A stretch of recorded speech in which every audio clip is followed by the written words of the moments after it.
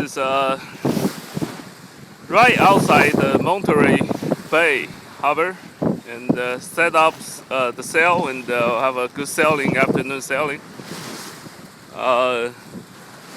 Jib is up and the staysail is up. It's actually a Yankee and staysail combination. Means at the first reef that will make the boat totally balanced. Wind is about 15 knots.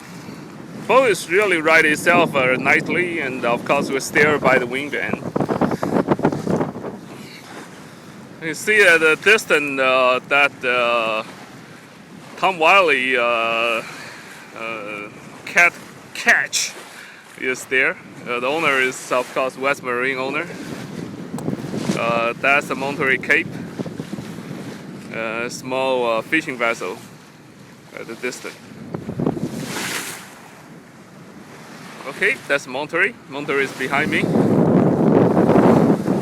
Let's have an interesting sail. I still don't know exactly where I'm going to this afternoon, but depends on the wind.